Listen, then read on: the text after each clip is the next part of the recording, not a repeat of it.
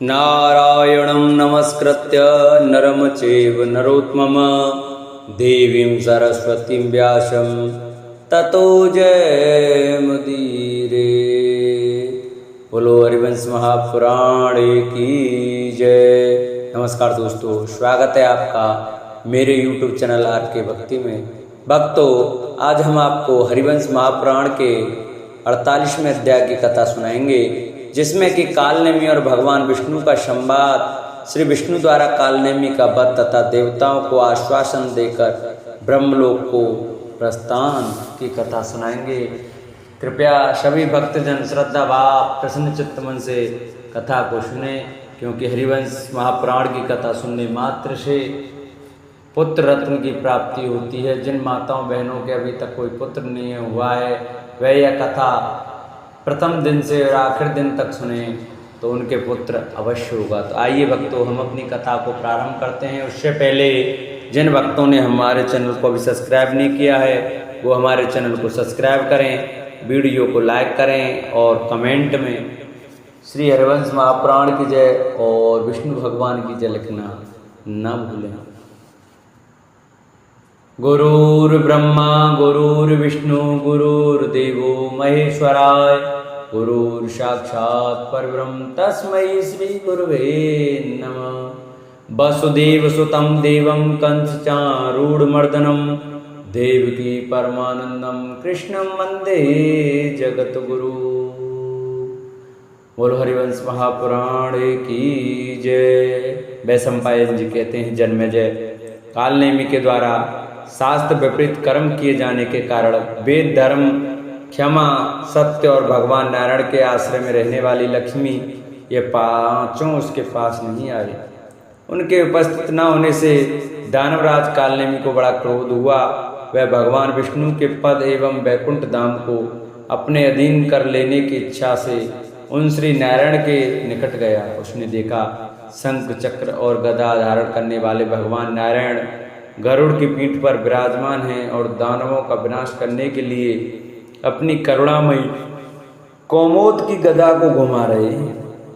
उनके श्री अंगों की कांति सजल जलधर के समान श्याम है। उन पर विद्युत की सी दीप्ति से दमकता हुआ रेशमी पीतांबर शोभा पा रहा है। वे भगवान विष्णु जिन कश्यप कुमार आकाशचारी गरुड़ पर आरूढ़ हैं, उनके दोनों पंख स्वर्ण के समान सुशोभित हैं और मस्तक पर शिखा शोभा दे रही है, जिन्हें कोई भी क्षोभ में नहीं डाल सकता। वह भगवान विष्णु को दैत्यों के विनाश के लिए रण क्षेत्र में स्वस्थ भाव से खड़ा देख दानव कालनेमी का हृदय क्षोभ से भर गया और वह इस प्रकार कहने लगा, यही हमारे पूर्ववर्ती दानव वर्षियों का तथा एकार्णववासी मधु एवं कैटव का सुप्रसिद्ध शत्रु है। कहते हैं यही हम लोगों का वह मूर्तिमान विग्रह युद्ध है, जिसे शांत करना सर्वथा असंभव है। इसने अनेक संग्रामों में हमारे बहुत से पूर्वज दानवों का वध किया है। यह वही निर्दयी है जो युद्ध में अस्त्र धारण करके बालकों के समान निर्लज्ज होता है। इसी ने दानव नारियों के सीमांत का सौभाग्य चिन्ह सदा के लिए उतार दिया है। यही वे देवताओं का पक्षपाती विष्णु और स्वर्गवासियों का वैकुंठ है। यही जल में रहने वाला सर्पों का अनंत और स्वयंभू ब्रह्मा का भी ब्रह्मा है। यही वे देवताओं का रक्षक है जो सदा हमारा अप्रिय करने में ही लगा रहता है। इसी के महान क्रोध से दैत्याज हिरण्यकश्यप मारे गए थे। इसी की छाया में रहकर देवता यज्ञ के मुख भाग में स्थित हो मेढसियों द्वारा 3 प्रकार से हवन करके अर्पित किए गए थे। हविष्य का उपभोग करते हैं। यही समस्त देवद्रोही दैत्यों की मृत्यु में प्रधान कारण है। सम्रांगण में हमारे कितने ही कुल इसके तेज से प्रविष्ट होकर भस्म हो गए। कहते हैं यह वही सुविख्यात विष्णु है जो युद्ध में देवताओं के लिए अपना जीवन निछावर किए रहता है। यह शत्रुओं पर सूर्य के समान तेजस्वी चक्र चलाया करता है। यही वह दैत्यों का काल है, परंतु आज इसका भी काल होकर मैं खड़ा हूँ। मेरे रहते हुए ही यह दुर्बुद्धि अपने पूर्व काल की करतूतों का फल पाएगा। सौभाग्य की बात है कि इस समय यह मेरे विष्णु मेरे सामने आ गया, आज यह मेरे बाणों से फिस जाएगा और धरती पर गिरकर मुझे ही प्रणाम करेगा। आज सम्रांगण में दानवों को भय देने वाले इस नारायण का वध करके मैं शीघ्र ही इसके आश्रित रहने वाला देवताओं का भी सहार कर डालूंगा। ऐसा करके अपने पूर्वजों के ऋण से उऋण हो सकूंगा। यह मेरे लिए बड़े सौभाग्य की बात होगी। मत्स्य, वाराह आदि दूसरी योनियों में जन्म धारण करके भी यह युद्ध में दानवों को ही सताया करता है। यद्यपि ये अनंत आकाश की भांति असीम एवं व्यापक है, तो भी पूर्व काल में मूर्तिमान होकर प्रकट हुआ। उस समय इसकी पद्मनाभ नाम से प्रसिद्ध हुई। इसने भयंकर एकारण में विचरने वाले दोनों भाई दानवराज मधु और केटव को अपनी जांग पर सुलाकर मार डाला था। इसी ने पूर्व काल में आधे नर और आधे सिंह के रूप में 2 प्रकार का शरीर धारण करके अकेले ही मेरे पिता हिरण्यकश्यप का वध किया था, जो देवता रूपी अग्नि को प्रकट करने के लिए अरण्य के समान है। उन अदिति देवी ने शुभ गर्भ के रूप में इसे धारण किया था। वही गर्भ बलि के यक्ष के समय अपने को वामन रूप में प्रकट करके आया। उस समय इसने अकेले ही 3 पगों से 3 लोगों को नापकर उन्हें बलि के अधिकार से छीन लिया। अब पुनः इस समय इस तारका में संग्राम का अवसर प्राप्त होने पर इसने पदार्पण किया है, किंतु अब मेरे साथ भिड़कर यह देवताओं सहित नष्ट हो जाएगा। ऐसा कहकर रणभूमि में भगवान नारायण पर अयोग्य वचनों द्वारा नाना प्रकार के अपेक्षा करते हुए कालनेमी ने उनके साथ युद्ध करना ही पसंद किया। असुरराज कालनेमी के इस प्रकार आक्षेप करने पर भी भगवान गदाधर ने उस पर क्रोध नहीं किया, क्योंकि वे महान क्षमा बल से संपन्न थे। उन्होंने मुस्कुराते हुए कहा, दैत्य, तुझ में दर्प और बल तो बहुत थोड़ा है, किंतु तू क्रोध के कारण ओछी बातें बकता हुआ यहाँ खड़ा है। अरे तू क्षमा अथवा सहनशीलता का उल्लंघन करके बढ़ बढ़कर बातें बना रहा है, इसलिए अपने ही दोषों से मारा जा चुका है। मेरे विचार से तो तू अधम है, मेरे इस बाकबल को धिक्कार है। अरे जहाँ पुरुष ना हो, केवल स्त्रियां ही हों, वहाँ लोग इस तरह की गर्जना करते हैं। जहाँ वीर पुरुष हों वहाँ नहीं, क्योंकि वहाँ गर्जना करने से वे उन वीर पुरुषों द्वारा मार डाले जाते हैं। दैत्य, मैं तो देखता हूँ तू अपने पूर्वजों के ही मार्ग पर जाने वाला है। भला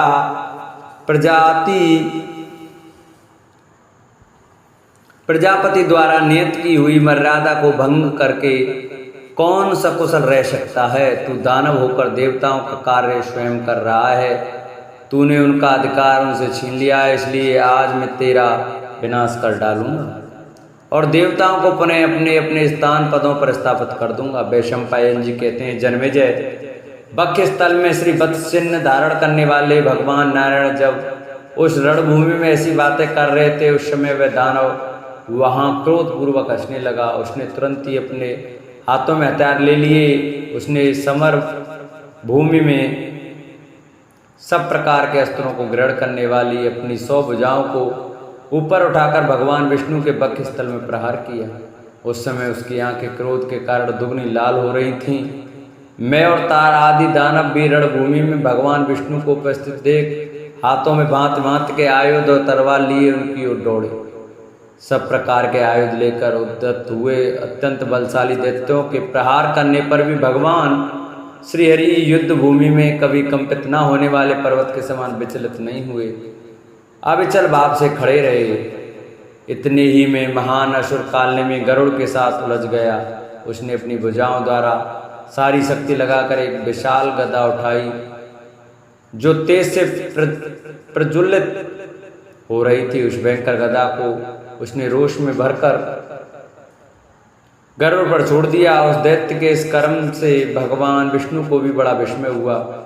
जिस समय गरुड़ के मस्तक पर वह गदा गिरी, उस समय वह पंजों के बल से पृथ्वी पर आकर टिक गए। उनका सारा शरीर व्यथित हो गया। गरुड़ को गदा के आघात से पीड़ित और अपने शरीर को विक्षत विक्षत देखकर भगवान विष्णु के नेत्र क्रोध से लाल हो गए। उन्होंने चक्र हाथ में ले लिया। तदंतर भगवान नारायण का वेग गरुड़ के समान ही बढ़ने लगा। उनकी चारों भुजाएं दसों दिशाओं को व्याप्त करती हुई बढ़ने लगी। वे दिशाओं, आवांतर दिशाओं, आकाश और पृथ्वी को पूर्ण करते हुए इस प्रकार बढ़ने लगे मानो पुनः बलपूर्वक तीनों लोकों को आक्रांत करना चाहते हैं।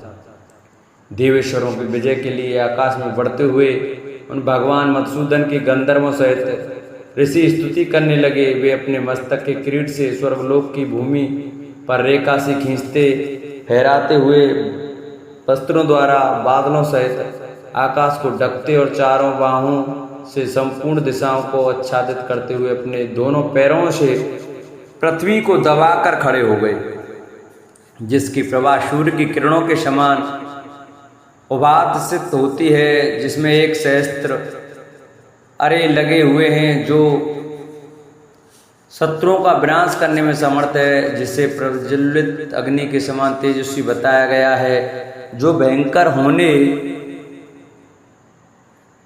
पर भी दर्शनीय है, इसलिए जिसे सुदर्शन कहते हैं, जिसके किनारे पर स्वर्णमयी नेमी हाल लगी हुई है, जिसकी नाभि वज्र के समान सुदृढ़ है, जो शत्रुओं को भय देने वाला है, दानवों के मेद मज्जा अस्थि तथा रुधिर से जिसकी पुष्टि हुई है, जो प्रहार के साधनों में अद्वितीय अनुपम है, उसके प्रांत भाग में मंडलाकार छुरे लगे हुए हैं, जो फूलमाला की लड़ियों के समान विस्तृत है, इच्छानुसार चलने और मनमाना रूप धारण करने में समर्थ है, समस्त शत्रुओं को भय देने वाले, जिस दिव्य अस्त्र की साक्षात ब्रह्मा ने सृष्टि की है, अत्याचारी असुरों के प्रति महर्षियों के मन में जो रोष होते हैं, उनसे जो सदा अभिष्ट रहता है, युद्ध के अवसरों पर जो दर्प से भरा हुआ होता है, जिसके प्रहार से चराचर प्राणियों सहित तीनों लोग मोह में पड़ जाते हैं, और महासमर में जिसके प्रभाव से मांस भक्षी प्राणियों की तृप्ति प्राप्त होती है,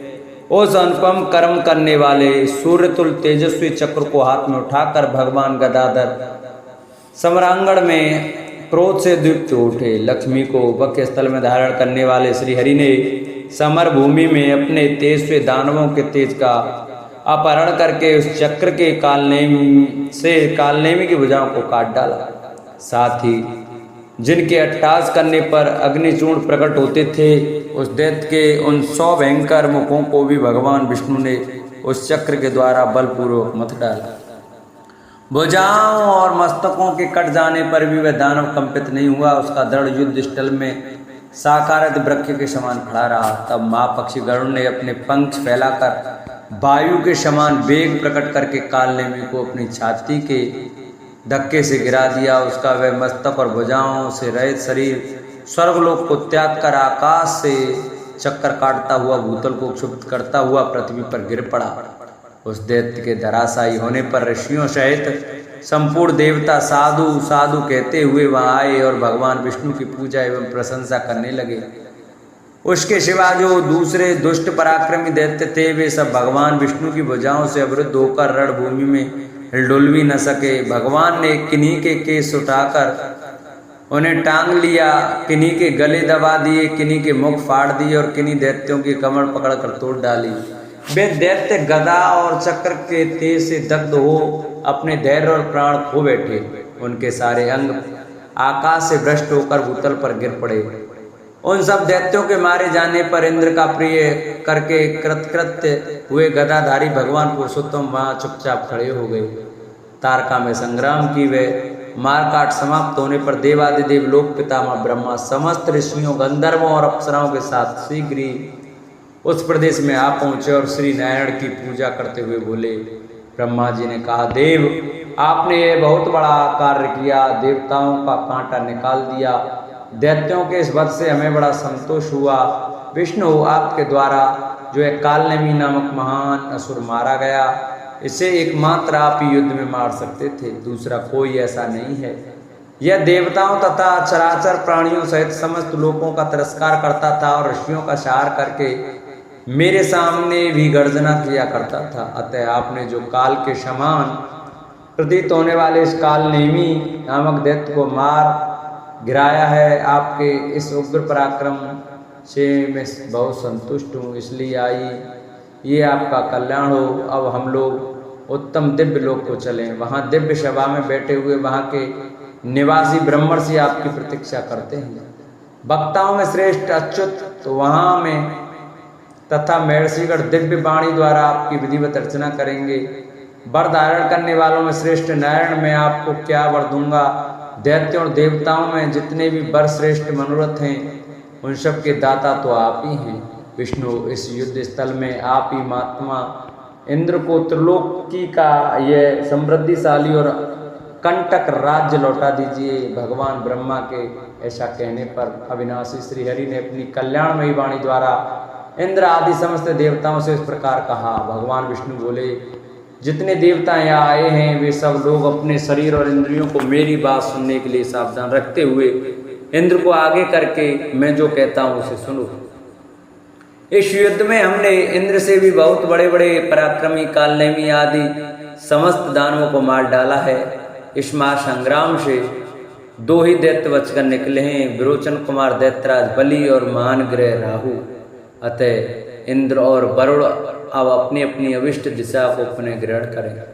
यम दक्षिण दिशा का और धनाद दक्ष कुबेर उत्तर दिशा का पालन करें। चंद्रमा समयानुसार नक्षत्रों के साथ यथा युग विचरें और सूर्य अयनों सहित ऋतु प्रधान वर्ष का आश्रय लें।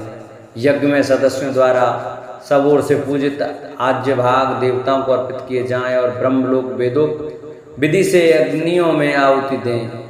अपने पहले की ही भांति बलि और होम कर्म के द्वारा देवताओं को, स्वाध्याय के द्वारा महर्षियों को तथा श्राद्ध कर्म के संपादन से पितरों को संतुष्ट किया जाए और वे पूर्णतः तृप्त हों। वायुदेव अपने मार्ग पर रहकर विचरण करें। अग्निदेव गार्हपत्य, दक्षिणाग्नि तथा आवनीय इन तीन रूपों से सदा प्रकाशित होते रहें तथा तीनों वर्णों के लोग अपने सम, दम, तप एवं शौच आदि सहज गुणों से तीनों लोकों की वृद्धि करें। यक्ष दीक्षा के अधिकारी द्विज आतियों द्वारा यक्षों का अनुष्ठान होता रहे और समस्त यजमानों के यक्षों में यथा योग्य दक्षिणा दी जाए।